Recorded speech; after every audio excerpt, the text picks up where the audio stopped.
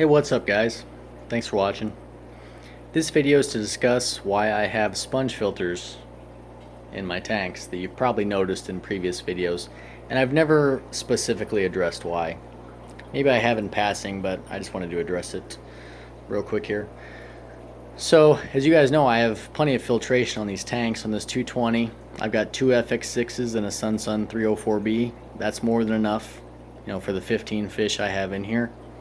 And on the Electronops and Bossy tank, I've got two Emperor 400s, and that's certainly enough to support the 8 fish that are in there. So why do I have them?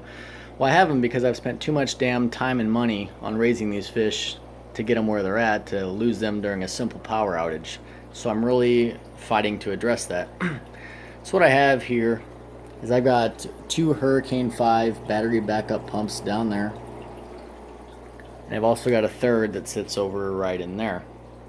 So how they're designed is, you hook an air stone up to the end, and if the power goes out, those kick on. They give you some surface agitation, and they help your fish stay alive during a power outage. You plug them in to a standard outlet, and they run when the power's on. And then if the power does shut off, they sense that and they continue to run off the charged battery that's inside there, and you can recharge those. But I was thinking, I live in the Midwest. Power outages are not rare here in the Midwest United States.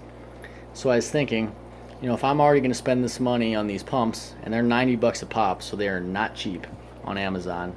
If I'm going to spend the money on them, why don't I, during storm season, which here in the Midwest is from, spring to late summer, why don't I go ahead and, instead of just putting on air stones, hook up some sponge filters as well? Each one of these rated on the box is for 60 gallons each.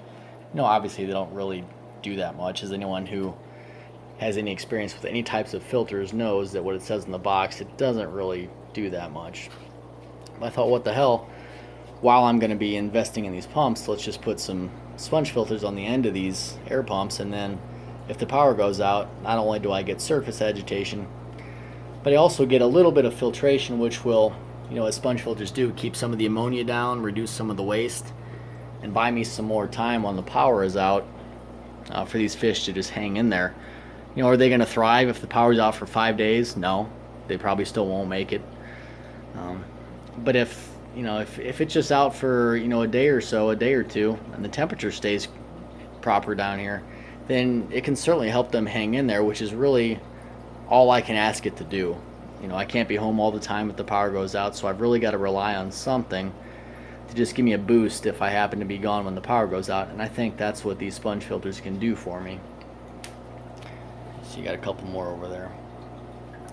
So is this just going to save everything if the power goes out? Absolutely not. But for the few months here where power outages are fairly frequent, I'm going to keep these in here. If the power does go out, I'll at least have some peace of mind that as long as it's nothing, outrageous like a 3 to 5 day power outage, my fish are probably going to be okay.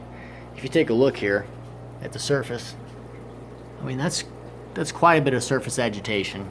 Obviously my filters are still running as well, but just for the number of bubbles, it really helps out a lot with the agitation. It keeps the water moving, keeps some oxygen in the tank, and while doing it, it really provides a little bit of filtration, which might, could possibly be the difference between my fish hanging in there or, croaking if the power goes out here. So for anyone who's wondered why the hell I set up a nice show tank and fill it with ugly sponge filters, well, that's why. Because I've spent too much money on these fish and invested too much time. And for any of you guys that keep fish, that they are not cheap, especially to find some of the rarer guys. So help me. If something ever happened to me, I certainly hope that my wife does not sell my fish for what I told her that I paid for them. Because boy, would we be losing money on that ordeal. I'm not telling you guys anything you don't already know. So, probably wasn't the most exciting video in the world, but I hope you guys got a little bit of enjoyment out of it and checked out the fish. And maybe that'll give you some ideas to address possible situations like that if you ever run across them. Again, the main thing with this, and really anything in keeping your fish, is just think ahead. The last thing you want to have happen is 3 in the morning, your power goes out, and you are, you're caught with nothing ready to help you out, and you have to just scramble, because that's when you're going to lose the whole tank of fish. So thanks for watching, and keep up with your fish, guys. See ya.